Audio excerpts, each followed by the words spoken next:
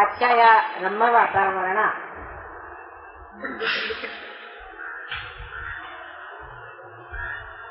मूळ चळवळीची रमला आणि सहयोगाला जे सगळ्यात मोठं मिळालेलं आहे त्याचा आज 14वा वाढदिवस आहे.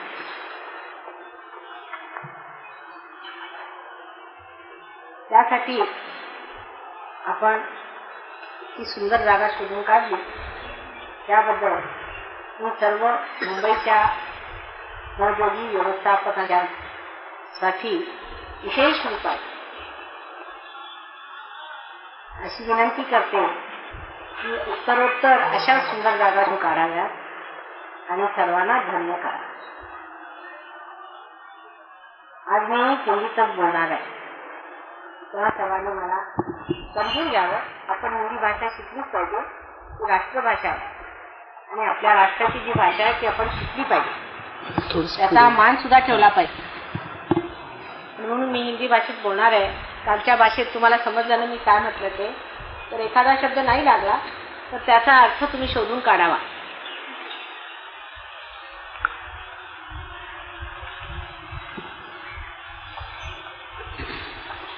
आज मी सांगितलंय की 14वा वाढदिवस आहे. म्हणजे जर पहिला वाढदिवस ठरला तर हा आजचा 14वा वाढदिवस.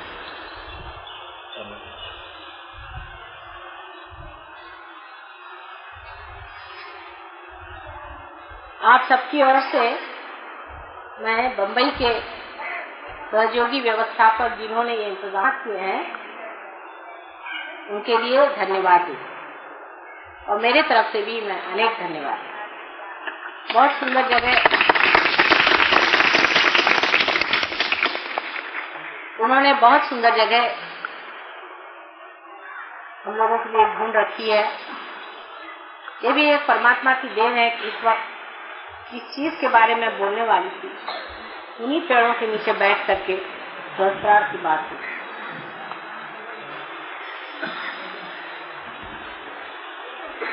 चौदह वर्ष पूर्ण कहना चाहिए या जिसे 13 वर्ष हो गए और अब 14वां वर्ष चल पड़ा है. ये महान कार्य संसार हुआ था जबकि सहस्त्रार खोला गया. इसके बारे में मैंने अनेक बार आपसे हर सहस्त्रार दिन पे बताया हुआ कि क्या हुआ था, किस तरह से ये घटना हुई, क्यों की गई और इसका महत्व क्या है.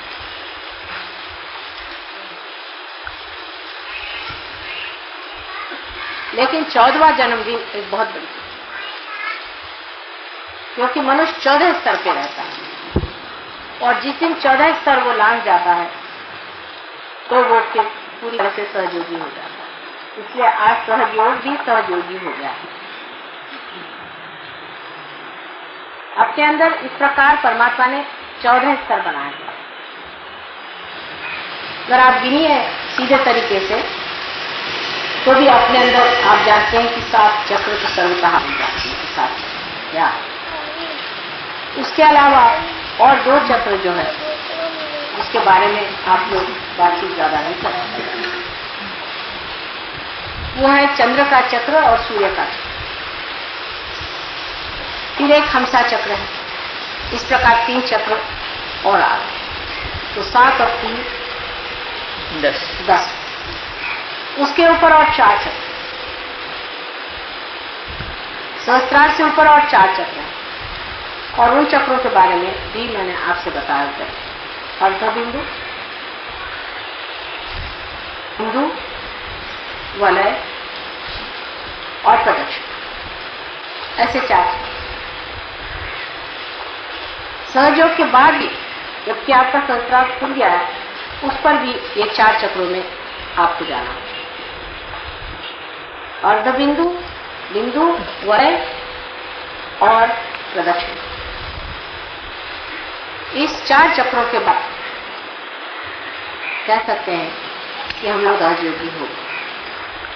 और दूसरी तरह से भी आप देखें तो हमारे अंदर 14 स्थितियां सहस्त्रार तक पहुंचने पर भी है. गंगो विभाजित की जाए तो 7 चक्र अगर ईड़ा नाड़ी पर और 7 पिंगला नाड़ी पर है. मनुष्य जब चढ़ता है तो वो सीधे नहीं चढ़ता. वो पहले लेफ्ट में आता है फिर राइट में जाता है, लेफ्ट में आता है फिर राइट में जाता है। और कुंडलिनी जो है वो भी जब चलती है तो इन दोनों में विभाजित होती हुई चलती है। इसकी वजह यह है कि मैं आपको समझा कि दो रस्सी और दोनों रस्सियां इसका नीचे उतरते वक्त या ऊपर चढ़ते वक्त भी दो अवगुंठन लेती है। जब दो अवगुंठन लेती है तो उसके लेफ्ट और राइट इस प्रकार से पहले लेफ्ट और फिर राइट दोनों के अवगुंठन होने से फिर राइट वाली राइट को आ जाती है, लेफ्ट वाली राइट को चली जाती है। आप अगर इसको देखें तो मैं आपको दिखा सकती हूँ कि समझ लीजिए इस तरह से आया। अब इसने एक चक्कर लिया और दूसरा चक्कर लेने में फिर आ गई इसी तरफ से, इस तरफ आया, इसने एक चक्कर लिया फिर दूसरा चक्कर लिया फिर इस तरफ। इस प्रकार दो अवगुंठन उसमें होते जाते हैं। इसीलिए आपको जब कुंडलिनी चढ़ती है इस चक्र पे आपको दिखाई देता है कि लेफ्ट पकड़ा है या राइट, क्योंकि कुंडलिनी तो एक, फिर आपको एक ही चक्र पे दोनों चीज दिखाई देती। इस प्रकार आप देखें कि लेफ्ट पकड़ा है या राइट पकड़ा। तो इस प्रकार हमारे अंदर लेफ्ट और राइट अगर दोनों का विभाजन किया जाए एक चक्र का तो 7 दूनी 14, वैसे ही हमारे 14 स्थितियां तो पहले ही कुछ करनी पड़ती है जब आप सहस्त्रार।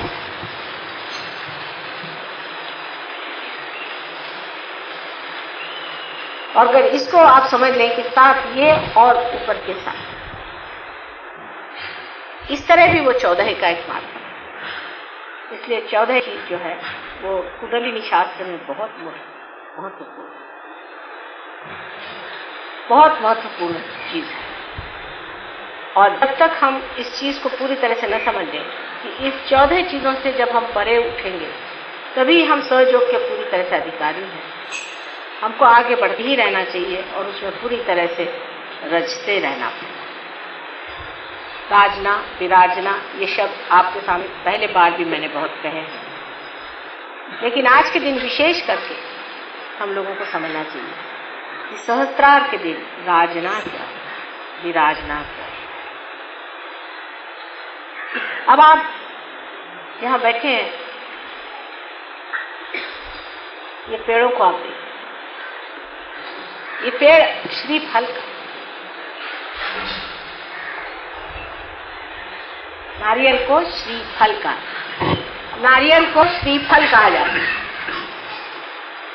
श्रीफल जो नारियल है इसके बारे में आपने कभी सोचा या नहीं पता, लेकिन बड़ी सोचने की चीज है इसे श्रीफल क्यों कहते। यह समुद्र के किनारे और कहीं होता है। सबसे अच्छा जो फल होता है समुद्र के किनारे। वजह यह है कि समुद्र जो है ये धर्म है। जहाँ धर्म होगा वहीं श्रीफल फल, जहाँ धर्म नहीं होगा वहाँ श्रीफल। लेकिन समुद्र के अंदर सभी चीजें बसी रहती, हर तरह की सफाई गंदगी हर चीज इसमें होती। ये पानी भी नमक से भरा हुआ, इसमें नमक। ईसा मसीह ने कहा था कि तुम संसार के नमक, यानी हर चीज में आप पूछ सकते, हर चीज में आप स्वाद दो। नमक को, नमक के बगैर इंसान जी नहीं। जो हम ये प्राण शक्ति अंदर लेते हैं, अगर हमारे अंदर नमक न हो तो प्राण शक्ति भी कुछ कार्य नहीं। ये कैटलिस्ट, और ये नमक जो है ये हमें जीने का, इंसान में रहने का, प्रपंच में रहने की पूर्ण व्यवस्था नमक है। अगर मनुष्य में नमक न हो तो किसी काम का इंसान। लेकिन परमात्मा की तरफ जब ये चीज उठती है तो वो सब नमक को नीचे ही छोड़, सब छूट जाए। और जब इन पेड़ों पर सूर्य की रोशनी पड़ती है और सूर्य की रोशनी पड़ने पर जब इसके पत्तों का रस और सारे पेड़ का रस ऊपर की ओर खिंचाता है, क्योंकि इवेपोरेशन होता है, तब इसमें से जो इस तना में से जो यही पानी ऊपर बहता है वो सब कुछ छोड़ करके इस 14 चीजों को लांग करके ऊपर जा करके श्रीफल, वही श्रीफल आप और देवी को श्रीफल जरूर देना। श्रीफल दिए बगैर पूजा संपन्न नहीं। श्रीफल भी एक अजीब तरह से बना हुआ है। दुनिया में ऐसा कोई सा भी फल नहीं जैसे श्रीफल। उसका कोई सा भी हिस्सा बेकार है, उसका एक एक हिस्सा इस्तेमाल होता है। इसके पत्तों से लेकर हर चीज इस्तेमाल होती है, पर श्रीफल का भी हर एक चीज इस्तेमाल होता है। और देखें, श्रीफल भी मनुष्य के सहस्रार जैसे बाल अपने हैं, इस तरह से श्रीफल के भी बाल हैं। यही श्रीफल, इसमें बाल होते हैं ऊपर में, इसके प्रोटेक्शन से, मृत्यु से प्रोटेक्शन हमें बालों से मिलती है। इसलिए बालों का बड़ा महान किया है। बाल बहुत महान और बड़ी शक्तिशाली चीज है, क्योंकि आपको प्रोटेक्ट कर,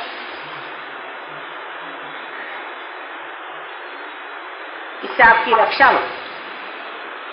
और इसके अंदर जो हमारे जो क्रेनियल बोन्स है, जो दुनिया है, वो भी आप देखते हैं कि श्रीफल के अंदर में बहुत कड़क इस तरह का एक ऊपर से आवरण है।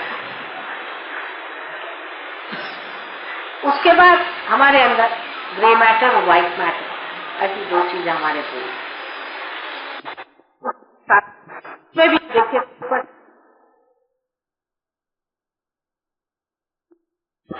वो ग्रे मैटर, और उसके अंदर पानी होता है, जो हमारे में सेरेब्रोस्पाइनल फ्लूइड होता है, पानी होता है, वो डिम्बिकेट।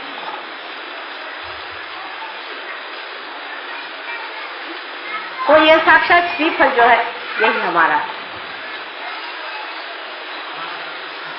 जब इनके लिए ये फल है, तो हमारे लिए ये फल, जो हमारा ब्रेन है, ये हमारे सारे उत्क्रांति का फल है।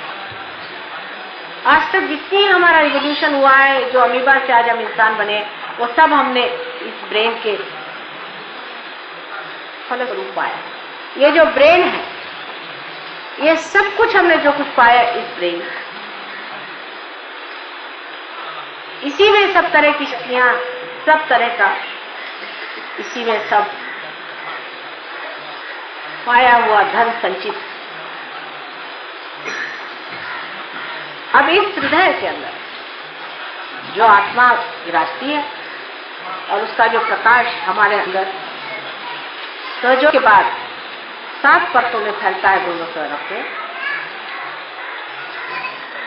वो तभी हो सकता है जब आदमी का संस्कार। अभी तक हम इस दिमाग से दो ही काम करते हैं। आत्म साक्षात्कार से पहले, सिवाय इसके कि हम अहंकार और सुपर ईगो, इन दोनों के माध्यम से जो कार्य करना है वो करते हैं। अहंकार और प्रति अहंकार, या आप कहिए मन और अहम, इन दोनों के सहारे हम सारे कार्य करते हैं। लेकिन रियलाइजेशन के बाद हम आत्मा के सहारे कार्य करते हैं। आत्मा रियलाइजेशन से हृदय में ही विराजमान, बिल्कुल अलग बना, क्षेत्रज्ञ बना हुआ। आप देखते रहे, उसका काम वो अपना जैसा भी है देखने का मात्र वो करते रहता है, लेकिन उसका प्रकाश हमारे चित्त में नहीं, वो हमसे अलग है, वो चित्त में नहीं। रियलाइजेशन के बाद वो हमारे चित्त में आ जाता है, पहले चित्त में। और चित्त आप जानते हैं कि वॉइड नहीं है,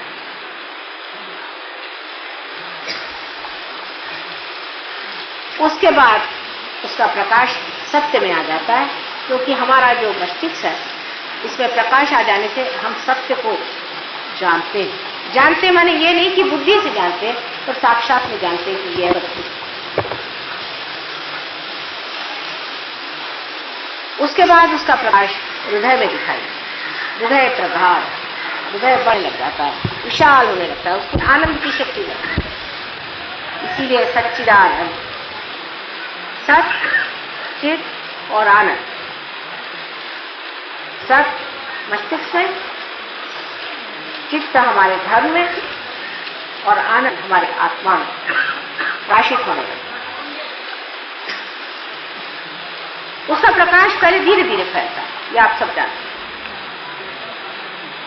उसका प्रकाश धीरे धीरे बढ़ता है, सूक्ष्म चीज होती है, पहले बहुत सूक्ष्म, क्योंकि हम जिस स्थूल व्यवस्था में रहते हैं उस व्यवस्था में उस सूक्ष्म को पकड़ना कठिन जाता है, धीरे धीरे वो पकड़ आ जाता है। उसके बाद आप बढ़ने लग जाते, अग्रसर होते हैं। सहस्त्रार का एक पर्दा खुलने से ही कुंडलिनी ऊपर आ जाए, लेकिन उसका प्रकाश चारों तरफ जब तक नहीं फैलेगा, सिर्फ ऊपर कुंडलिनी आ जाने से आपने सदाशिव पीठ को नमस्कार कर, आपके अंदर की आत्मा का प्रकाश धुंधला धुंधला बहना, लेकिन अभी इस मस्तिष्क से वो पूरा खिला। अब आश्चर्य की बात है कि अगर मस्तिष्क से इसको फैलाना चाहे तो नहीं फैला। अपना मस्तिष्क और अपना हृदय, इसका अब बड़ा संतुलन उठाना होगा। आपको तो पता ही है, जब आप अपने बुद्धि से बहुत ज्यादा काम करते हैं तो हार्ट फेलियर हो जाता है, और जब आप हार्ट से बहुत ज्यादा काम करते हैं तो आपका ब्रेन फेलियर। इनका एक संबंध बना ही हुआ, पैसे बना, बहुत गहन संबंध।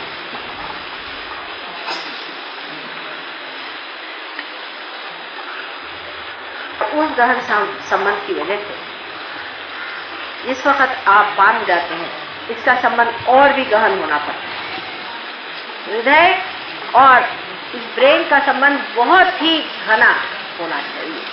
जिस वक्त पूरा इंटीग्रेट हो जाता है, तब चित्त आपका जो है पूर्णतया परमेश्वर स्वरूप है। ऐसा ही कहा जाता है हठ योग में भी कि मन और अहंकार दोनों लय हो जाते हैं। लेकिन ऐसी बात करने से तो किसी के समझ में नहीं आएगा, इसका लय कैसे होगा मन और अहंकार। तो वो मन के पीछे लगे रहते हैं, अहंकार पीछे लगे रहते हैं। अहंकार को मारते रहो तो मन बढ़ जाता है, मन को मारते रहो तो अहंकार बढ़ जाता है। उसे समझ नहीं आता ये पागलपन क्या है, ये किस तरह से किया जाए। मन और अहंकार दोनों को तरह से किया, उसका एक ही द्वार है, आज्ञा। आज्ञा चक्र पे काम करने से मन और अहंकार जो है पूरी तरह लय हो जाता है, और वो लय होते ही हृदय और ये जो ब्रेन है इनमें पूरा सामंजस्य पहले आ जाता है, कंकॉर्ड। लेकिन एकता नहीं है,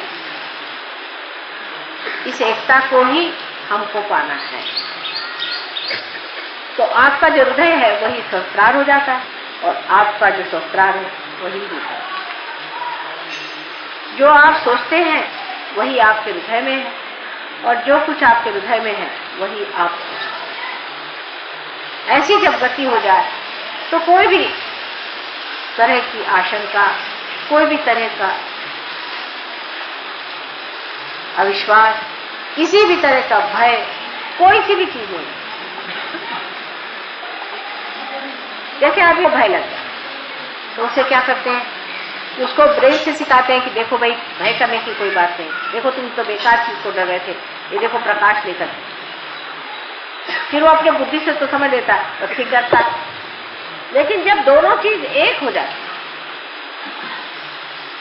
आप इस बात को करने की कोशिश करें कि जिस मस्तिष्क से आप सोचते हैं, जो आपके मन को समझाता है और संभालता है,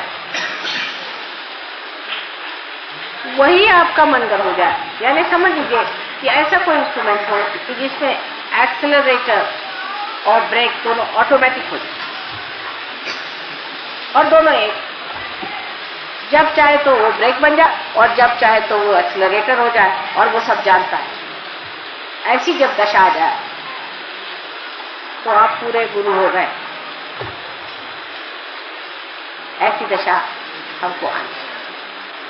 अभी तक आप लोग काफी उन्नति कर गए, काफी उस स्तर पे। जरूर आपको कहना चाहिए कि अब आप श्री फल हो गए।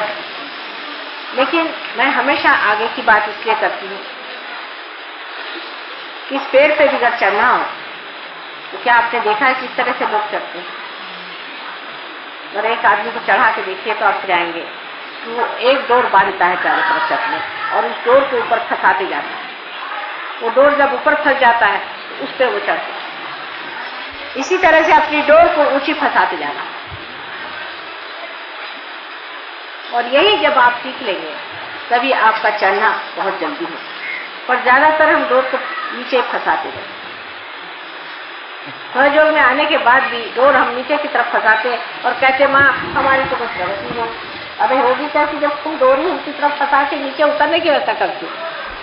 जिस वक्त नीचे उतरना हो तो डोर की फंसाने की जरूरत नहीं, आप जरा सा ढील दे दीजिए, धड़ आप नीचे चले। वो तो इंतजाम पहले से बना हुआ नीचे आने का, ऊपर चढ़ने का इंतजाम बनाना पड़ता।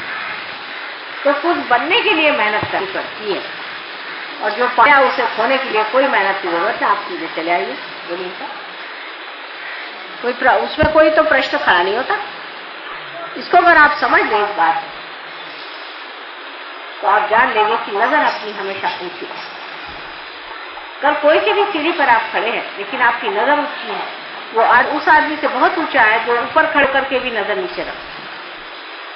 इसीलिए कभी कभी बड़े पुराने सहयोगी भी धक से नीचे चले आते हैं। लोग बताते कि ना ये तो बड़े पुराने सहयोगी थे, इतने साल से आपके साथ रहे, ये किया वो किया, पर नजर तो उनकी हमेशा नीचे रखी। तो मैं इसे क्या करूँगा, नजर नीचे रखी तो वो चले आए मुझे। नजर हमेशा ऊपर रहनी चाहिए। अब इसे भी फल को देखना है तो नजर आपकी, इनकी भी नजर ऊपर, इन सब की नजर ऊपर, क्योंकि बगैर नजर ऊपर किए वो जानते ना हमें सूर्य को पा सकते हैं, न ही ये कार्य हो सकता है, न तो हम श्रीफल बना।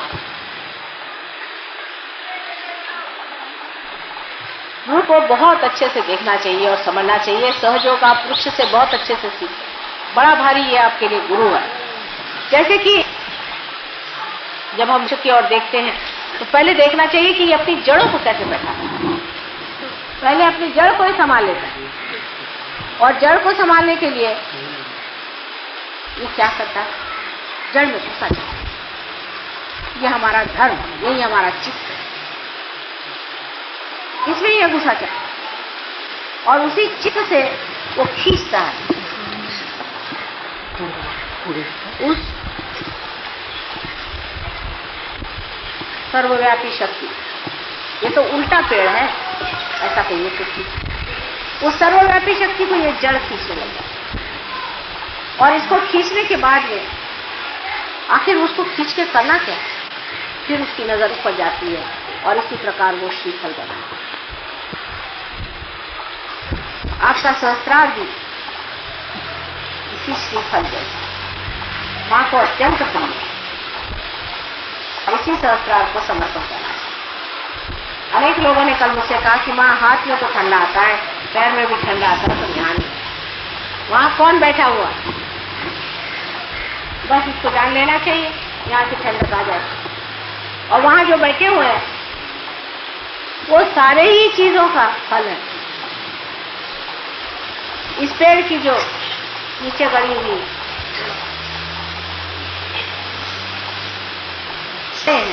वो भी उसी से चले। इसकी जो तना है, इसकी जो मेहनत है, इसका जो इवोल्यूशन है, ये सब कुछ अंत में जाके वो फल है। उस फल में सब कुछ नहीं है, फिर से उस फल को आप जमीन में डाल दीजिए, फिर से यही सारी चीजें चलाए। वो सब का अर्थ वही है, वो सब का अंत वही है।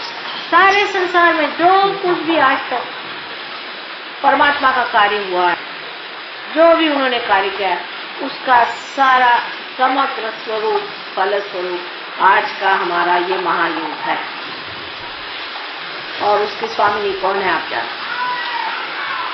तो ऐसे शुभ समय पे आप लोग पैदा हुए हैं, ऐसे शुभ अवसर में आकर के आपने प्राप्त किया, तो धन्य समझना चाहिए, और इस फल स्वरूप होकर के और आपको समर्पित।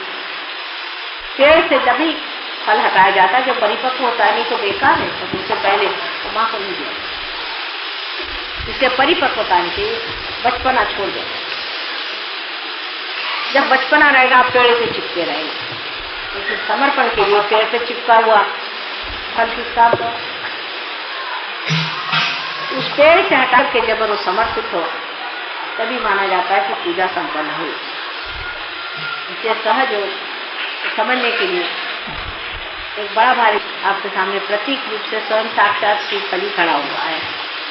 ये बड़ी मेहरबानी हो गई कि आज यहाँ पर हम लोग सब एकत्रित हुए और इस महान समारोह में इन सब पेड़ों ने भी हमारा साथ दिया है। ये भी सारी बातों से नाजिक, ये भी स्पंदित और ये भी सुन रहे हैं उसी ताल पे, ये भी सुन रहे हैं, ये भी समझ रहे हैं कि बात क्या है।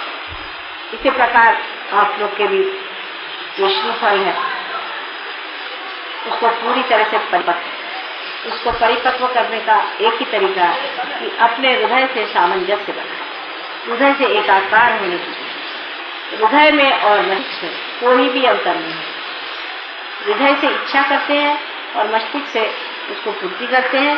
दोनों चीज जब एकाकार हो जाएगी तभी आपको उसका पूरा लाभ। अब सर्वसाधारण लोगों के लिए तो जो एक बड़ी सीक्रेट बात है, उनकी समझ नहीं आती, क्योंकि उनका जीवन ही रोजमर्रा का उसी लेवल पर, उसी इस पे चल रहा है। लेकिन आपका लेवल अलग, आप अपने लेवल से नहीं। दूसरों की ओर अधिकतर जब आप देखते हैं तो दया दृष्टि, क्योंकि ये बेचारे क्या, इनका क्या हो, कहाँ जाए, कि समझ में नहीं आता इनकी गति क्या, कौन से मार्ग में पहुंचने वाले। इसको समझ करके और आप लोग ये समझे कि इनको अगर समझाने से समझ आ जाए सहयोग तो बहुत अच्छा समझाया जाए, उनको बताया जाए। लेकिन अगर ये लोग परवाह न करें तो इनके आगे सर फोड़ने से कोई फायदा नहीं। अपने श्रीफल को खोलने से कोई फायदा नहीं, इसको बचा के।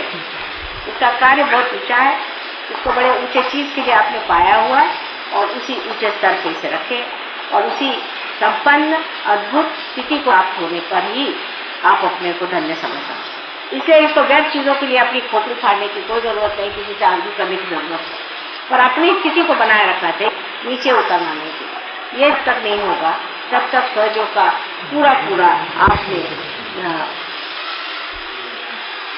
जो कुछ सफल था वो नहीं पाया, जो कुछ अपनाना था वो नहीं पाया, जो कुछ ग्रोथ थी वो नहीं पाया, जो आपकी पूरी तरह से सर्वांगीण पूरी उन्नति होनी थी वो नहीं हुई और आप गलत फहमी में थे। इससे किसी भी मिथ्या चीज पर आप ये न सोचे कि हम कोई बड़े भारी सहयोगी हो गए या कुछ, तो आप बहुत बड़े हो जाते तो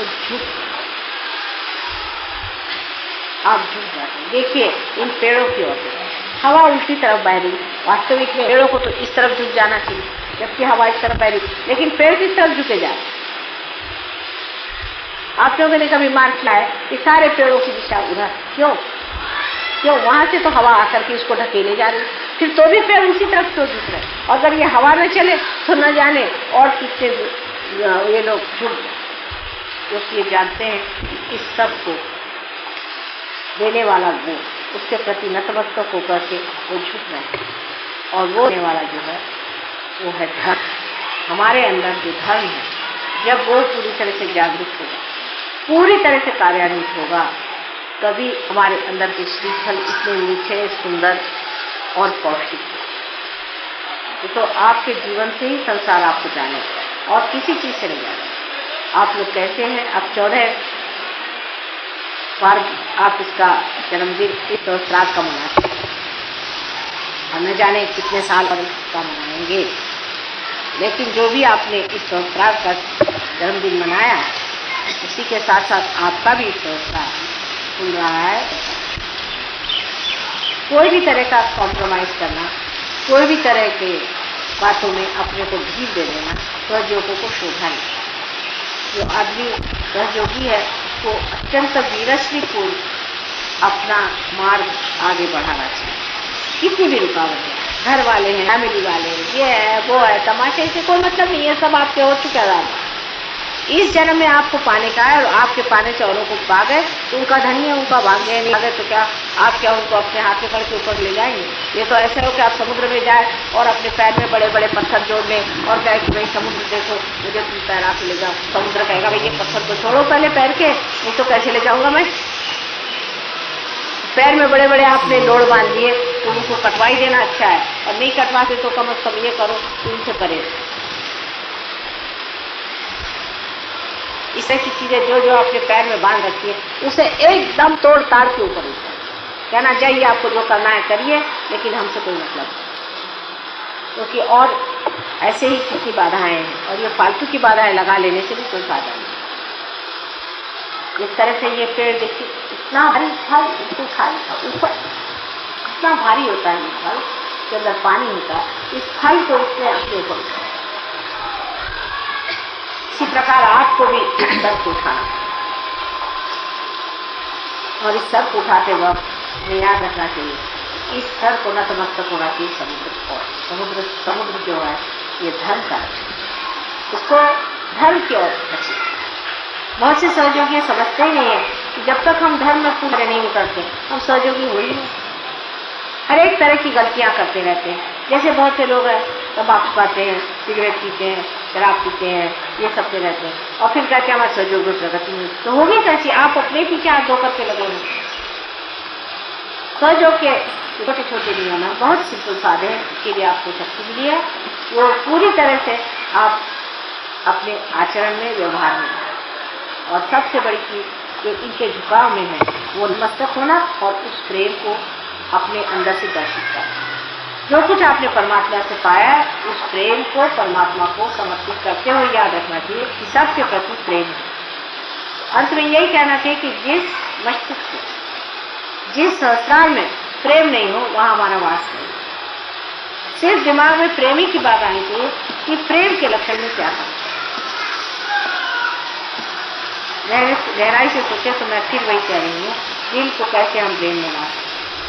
यही सोचना चाहिए कि क्या मैं ये प्रेम में कर रहा हूँ, ये क्या प्रेम में बात हो रही है, सारी चीज मैं प्रेम में कर रहा हूँ, ये सब कुछ बोलना मेरा, करना धरना सब क्या प्रेम में हो रहा है। किसी को मार पीट भी सकते हैं आप प्रेम में, और बहुत बात हो तो मार सकते हैं, लेकिन ये क्या प्रेम में हो रहा है। देवी ने इतने राक्षसों को मारा, वो भी प्रेम में ही मारा, उनसे भी प्रेम किया जिससे वो ज्यादा नहीं और भी राक्षस के महाराक्षस न बन जाए, और अपने भक्तों का प्रेम की वजह से उनको बचाने के लिए उनको मारा। उस अनंत शक्ति ने भी प्रेम ही कहा, जिससे उनका हित हो वही प्रेम है। तो क्या आप इसी का प्रेम कर रहे हैं जिससे उनका हित हो, ये सोचना है। अगर कर रहे हैं तो आपने वो चीज पाली जो मैं कह रही थी कि सामंजस्य आना चाहिए, वो सामंजस्य आप कर रहे हैं। तो एक ही शक्ति है जिसे हम कहते हैं प्रेम, और प्रेम ही से सब आकारित होने से ही सब चीज सुंदर, सुडौल और व्यवस्थित हो सकती है। जो सिर्फ शुष्क विचार है उसमें कोई अर्थ नहीं, और शुष्क विचार तो आप जानते ही हैं कि वो सिर्फ अहंकार से आता है, और जो मन से आने वाली चीज है वो दूसरी ऊपर से जरूरी उसको खूबसूरती ला देती है, लेकिन अंदर से खूबी है। इसलिए एक चीज गर्वी होती है लेकिन शुष्क होती है, दूसरी सुंदर होती है लेकिन नीरस खोखली है। एक नीरस है तो दूसरी खोखली। दोनों चीजों का सामंजस्य इस तरह से बैठ ही नहीं सकता, क्योंकि एक दूसरे के विरोध है। लेकिन रियलाइजेशन के बाद में, सहयोग आने के बाद में, अरे विरोध टूट करके जो चीज विरोधात्मक लगती है वो ऐसा लगता है कि एक ही चीज के दो अंग, और ये आपके अंदर हो जाना चाहिए। लेकिन ये चीज जब होगी तब हमें मानना पड़ेगा कि हमने अपने संसार का 14वां जन्मदिन पूरी तरह से माना। परमात्मा आप सबको ही रखे, और इस शुभ अवसर पे हमारी ओर से और सारे देवता की ओर से, परमात्मा की ओर से आप सबको अनंत आशीर्वाद।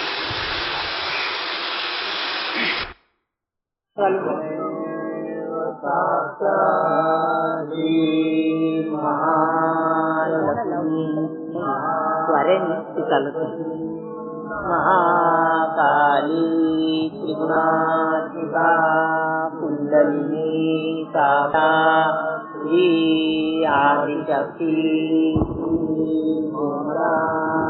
देवी नमो नमः। ओम तमेव साक्षात् कल्की साक्षात् श्री आदिशक्ति श्री निर्मला देवी नमो नमः। ॐ तमेव साक्षात् कल्की साक्षात् श्रीसहस्रार स्वामिनी मोक्षप्रदायिनी माताजी श्री निर्मला देवी नमो।